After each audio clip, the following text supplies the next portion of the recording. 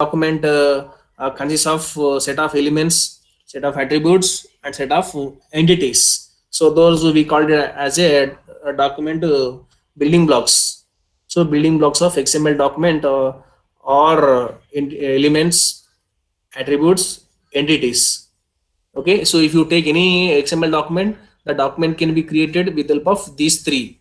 So elements are going to be there, attributes and entities.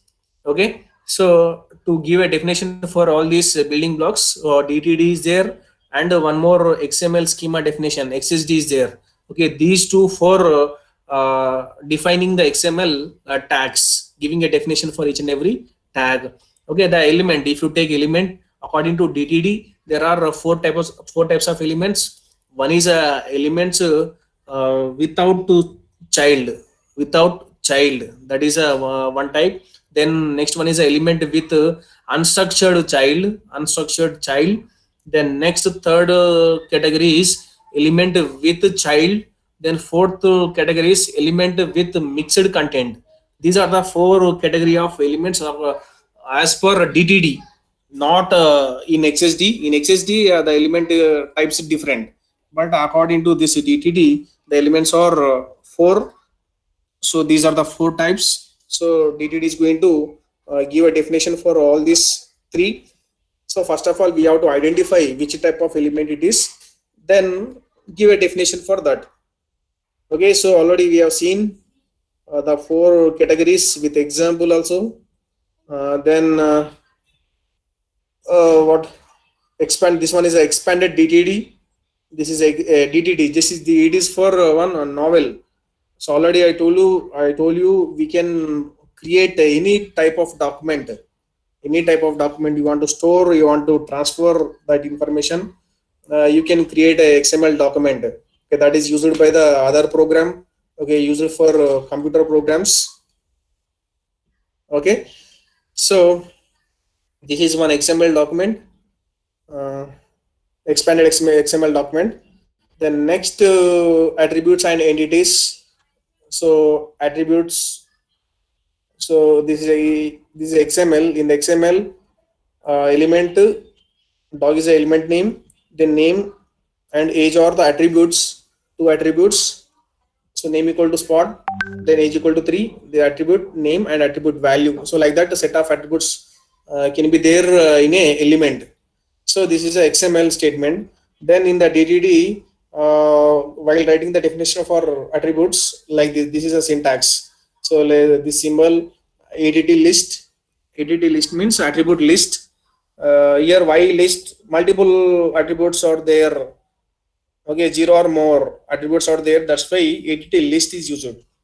Okay, ADT list. Here first element name, then next set of attribute name, then attribute type, requirement. Already we have seen that example also. This syntax. So attribute list, element name. This one is attribute to name. Then this one is a attribute to type, requirement. So there are three types of requirements. Okay. So okay, these are the important attributes. C data, man, woman, or a child. Okay, from this any one of. Then ID, name tokens, ID refer, ID refers, name tokens, entities, rotation, XML. These all are the important attributes. The requirement here three requirements: required, implied, fixed. So required means the attribute must be present. Without attribute, or whatever the element, so that element cannot be considered. Okay, this attribute, if you mention this requirement is required, then whatever the that attribute that must be present in the element. So already I have taken one. I told you one example, the form tag. So action, method, ID, form name, these all are the attributes. But in that, which attributes are compulsory? Without those attributes, the form will not be submitted. One is a action, another one is a method. Okay, action is compulsory. Without mentioning the action, the form will not be submitted. Okay, that is okay. That attribute is required attribute. That attribute is required. Then implied means the attribute is optional one. Optional. Okay, may be present or may not be present. Without If you mention this employed, the attribute may be present, may not be present. That is optional one. The next is fixed. Okay, fixed some value. The value is not be changed. Okay, that is a fixed value that is used throughout the document. Okay, in that case, the attribute value or that attribute is fixed throughout the program, that will not be changed. These are the requirements in the attribute syntax. So first element name is name of the element, name is a attribute name, type is a attribute type, then default your requirement is which one, required, implied or fixed, whatever. Okay, the next entities. So entities, these are the fixed entities, predefined entities, and LT, that means that is for less than, and GT semicolon, this is for greater than, and AMP, this is for and symbol, and QUOT, this is a quotation, a double quotation, and APOS, this is for single quotation. Already I told you in the document in XML or DTD or XSD, whatever, that is in the in between the symbols, less than the symbol and greater than the symbols. Okay, if you want to compare something values in the document, you want to use those symbols, these relational symbols, less than, greater than, that type of symbols in the XML document. If you write like that, then while interpretation, that is not recognized, that will be treated as a starting of the tag or end of the tag, not as a relational operator, not as a less than, not as a greater than. Okay, so that's why that will be the ambiguity, that is a problem, okay, arised while parsing. So to avoid that conflict, these entities are introduced instead of this less than symbol, and LT semicolon is used, and instead of this greater than and GT semicolon is used. Instead of this opening double quotation or closing double quotation, these symbols are used to avoid that conflict. So clear? Got my point? Okay, that is the reason. Okay, in general, we can use the symbols in the document, but actually these symbols for representing start of the tag, end of the tag, starting of the string, end of the string. Okay, so to avoid that conflict, to avoid that ambiguity, these are used. Okay, these are called entities. These are the fixed entities. Okay. Then additional entities can be defined in DTD. So these are the predefined, fixed. You want to add some more elements, some more entities, you can add a user defined entities can be allowed. User defined entities can be allowed in the document, but these all are the predefined entities. Okay, additional entities means some other entities you want to add, so you can add, but that can be defined in the DTD. Yes, like this. Okay, entity copyright. So in place of copyright, this will be substituted, substitution purpose. Okay, copyright in place of copyright, this will be substituted, copyright. So Dr. Dave, okay, this is a string in place of this entity. So entities can be defined in another documentation. You can write in this DTD, or you can access from other document also. Okay, this is a example. If your entities are there in other one, okay, other document, you're supposed to write this statement: entity copyright system my URI. Okay, system or public, this is used, this is a keyword. Okay, yeah, my URI. Okay, in this location, from this file, from this resource, whatever the entities are mentioned, those can be accessed to this document. Okay, so there is a difference between this system and public. So system means whatever the entities definitions are given, those will be defined by you only, or there in particular location or particular website, or that is not a private thing, just like we can say that those are the private one. Okay, so in that case, you can use this system. Okay, some are there which are in public. So in the public domain, you want to use those, then you can mention public. Instead of system, you can mention public that resource name. Okay, system, this is for private things. Then public, that is for accessing the that entities which are there in the public domain. Okay, from there you can access those. Okay, these are the entities. So entities are two types: predefined entities, then user defined entities. So predefined entities are only 5. Okay, so if you use this, you no need to define them, no need to give a definition for this. If you want to use the user defined, okay, we're supposed to give the definition that maybe in a same file you want to give a definition in this file, you can give in the DTD, or you want to access already there in other system in other location, okay, which are private or which are public, whatever. This statement is compulsory. Okay, this is an example. This document is here. This is an entity and copyright. This is an entity.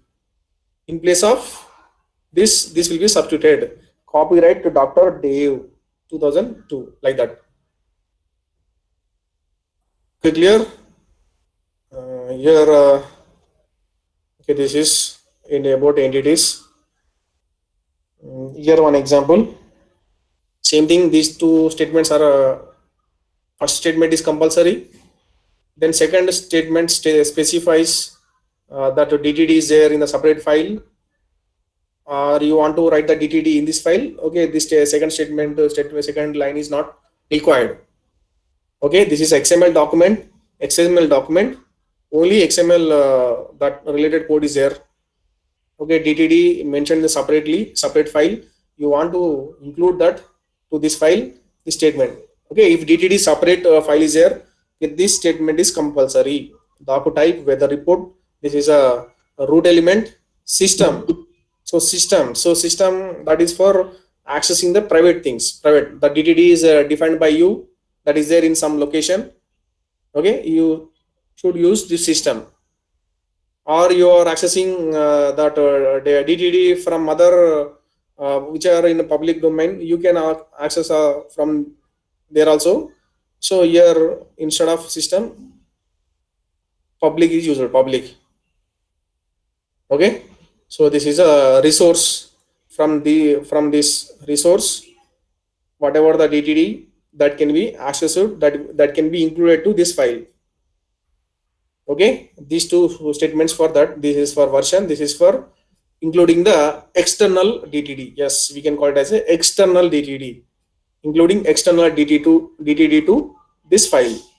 Okay, this is XML document weather report. This is a root element. This root element have sub elements. One is a date, location, temperature. These are the sub elements of this weather report. Date, location, temperature. Okay, so date is a sub element of this weather report. Wait. Okay, weather report is a root element. These all are the sub elements. Date is a sub element of this. So inside date, text is there. Just directly text is there. Okay. So this is which kind of element? Date is which kind of element? We have 4 types of elements. This is a which unstructured element. Unstructured element. Okay. Then location. This is another sub element of weather report. This has more sub elements. Okay, city is sub element for location. State is sub element for location. Country is sub element for location. Okay. So this location is which category, which type? Element with child. Element with child. That third type, third category. Okay. In city, this is a unstructured child. Unstructured child element. This one also unstructured child element. Why? Text is there. So PC data is there directly. Here also PC data is there directly. These all are the unstructured child. Okay, location is a child element with child. Then temperature also same thing, element with child. Why? So high is one element, low is another element. Okay, so high is a element. This is a unstructured element. Again, Low also unstructured element. Okay. Okay, this is one example XML document. The corresponding DTD. Okay, this one is XML document. Already I told you for every XML document there should be DTD or XSD. Okay, then DTD. DTD. This is a DTD. So element, root element, weather report. Weather report have some sub elements. Date is a sub element of this. Location also sub element of this. Temperature is sub element of this weather report. Okay. So the definition completed. That means weather report declaration completed. Then next to date definition, date definition. So in date directly data is there, text is there, PC data.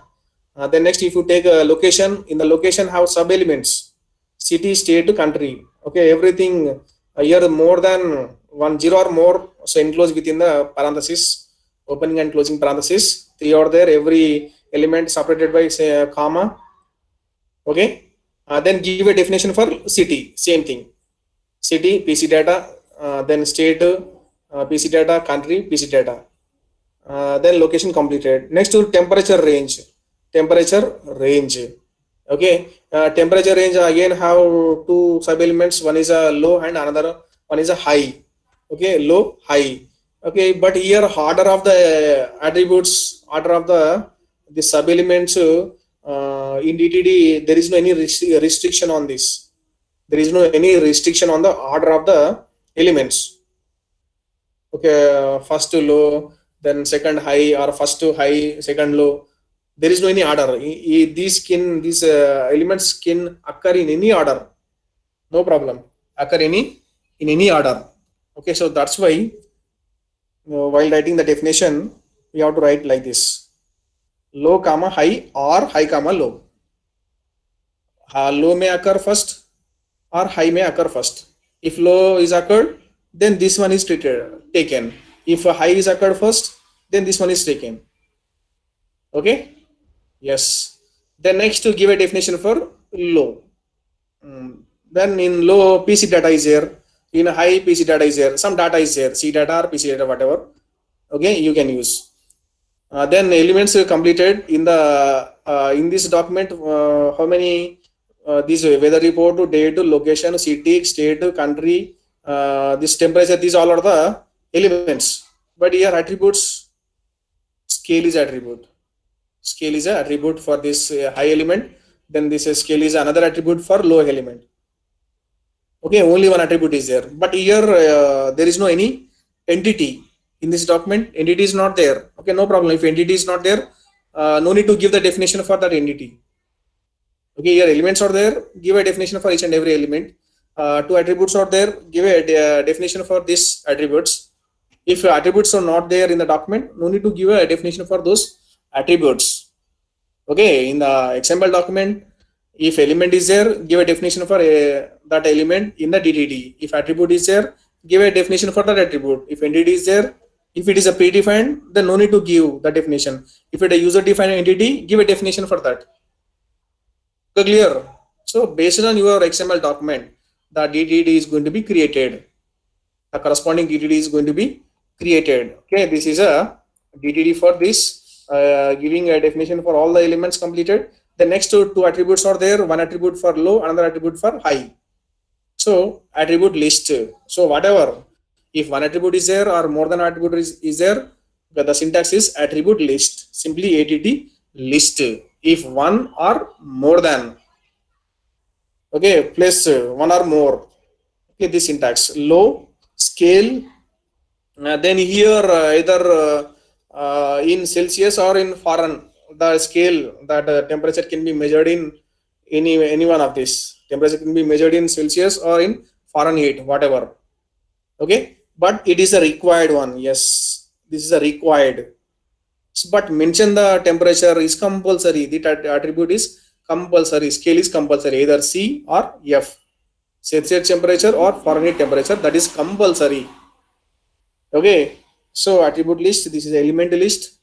Attribute name, this one is a type. Attribute type, it may be a Celsius or it may be a Fahrenheit. This is a requirement. Requirement here is required. This is a compulsory. Then next another attribute definition. This is for high. Element name is high. Attribute name is scale. Attribute type is Celsius or Fahrenheit. The requirement is required here also. That is required. You can observe this in the XML document. Yes, F Fahrenheit or Celsius, whatever it is. Okay, this is compulsory.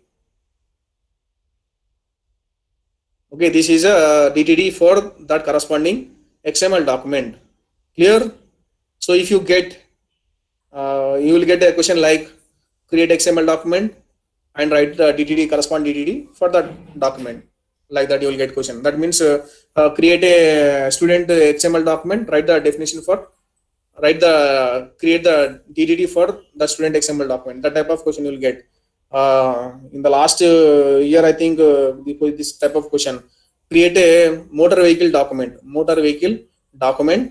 and write the DTD for that.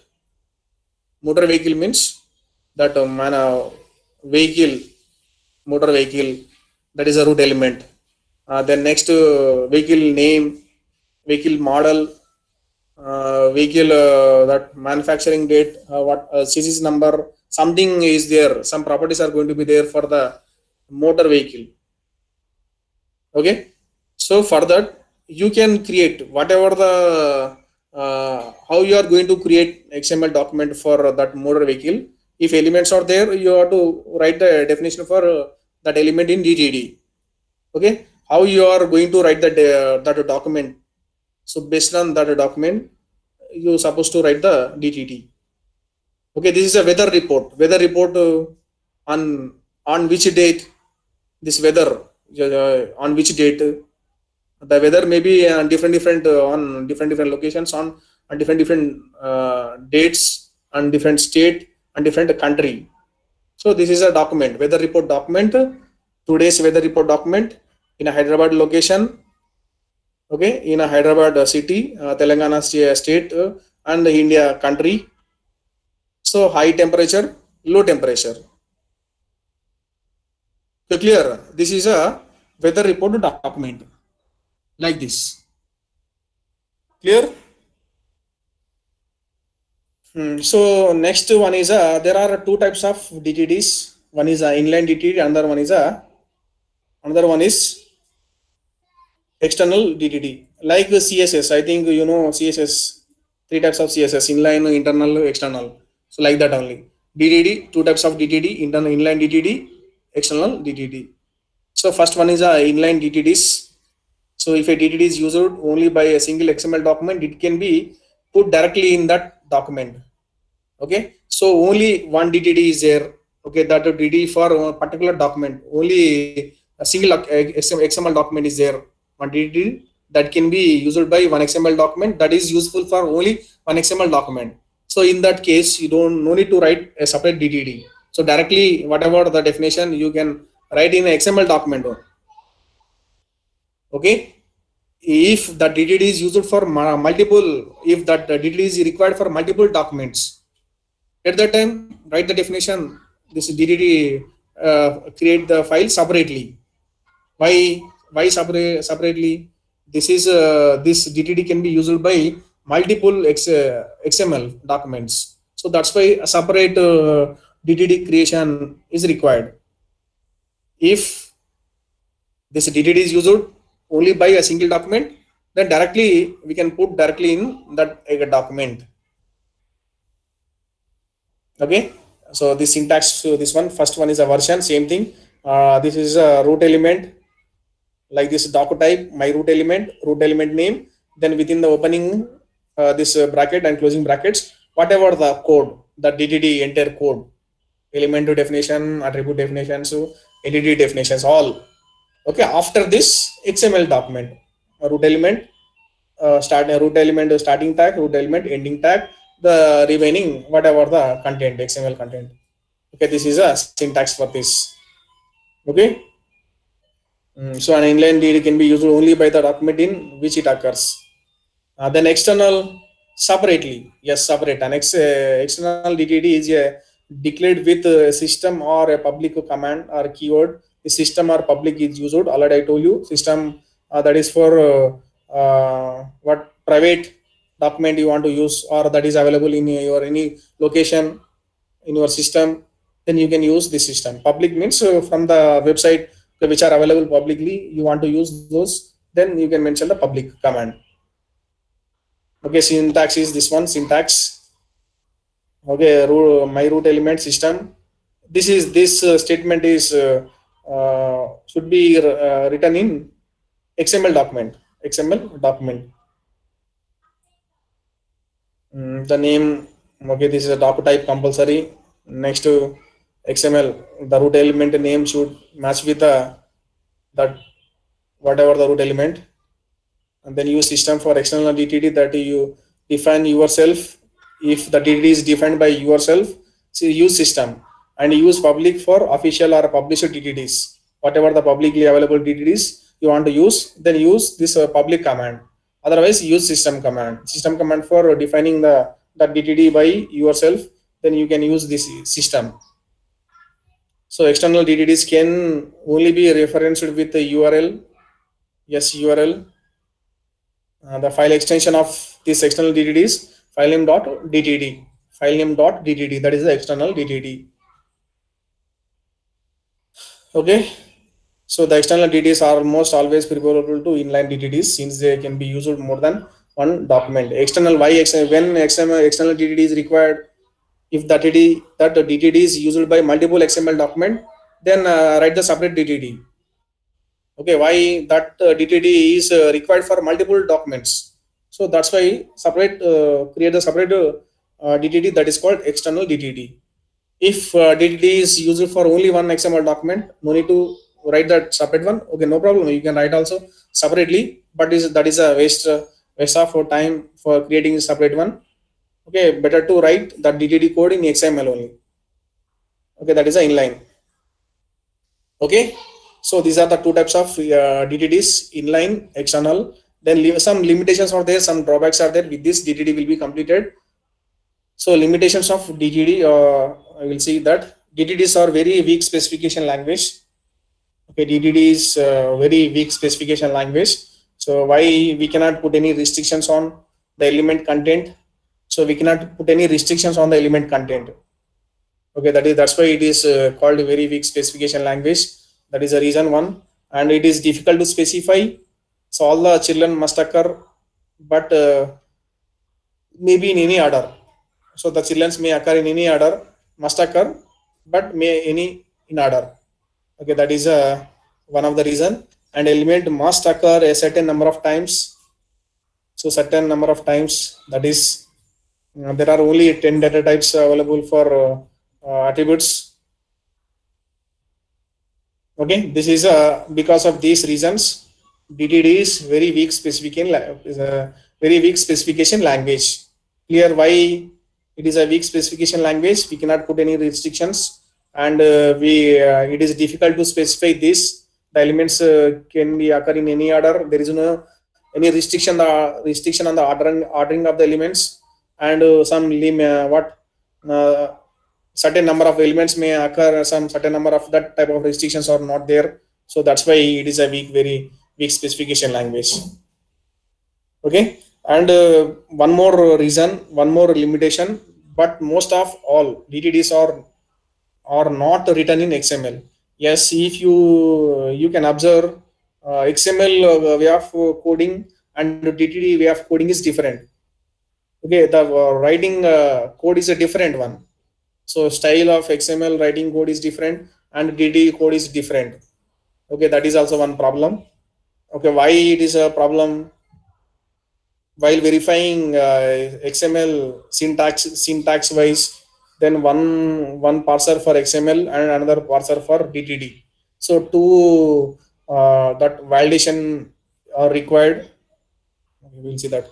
If you want to do any validation, yes, if you want to do any validation, you need one parser for XML and another for DTD. Why? The style of writing the code is different. In XML, that different format, and DTD is a different format. So one parser is not for validating these two. Okay, one parser for DTD and one more parser for XML. Okay, two things are required to maintain. Two parsers are required to validate these two documents. This makes XML parser harder than it needs to be. There is a newer and more powerful technology, that is the XML schemas. Okay, these all are the problems with a DTD. To overcome these problems, so one more technology is there, that is a powerful technology, that is called XML schemas or XSD, XML schema definition, like DTDs. Okay, however, DTDs are still very much in use, even though, okay, these all are the problems, even though TTDs are still very much in use. Okay, we'll see that. Clear, these are the limitations. Then validators are these Opera 5, these all are different validators, not required for this. Okay, with this DTD completed. In the next class, we will see XSD, one more way of writing the definition for XML, all the building blocks. That is a XSD, XML schema definition.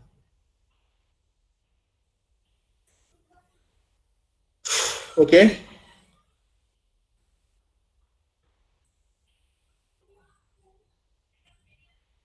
Wait, I'm taking attendance from this.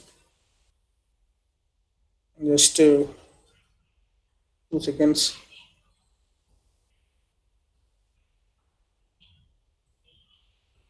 Including me, how many? 31, 30 present is only 30.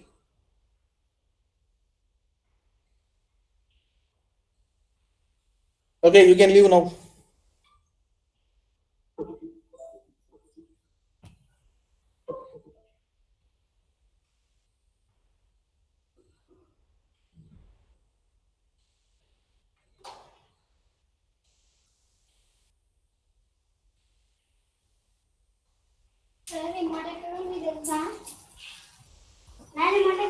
Hello, Raghavendra sir.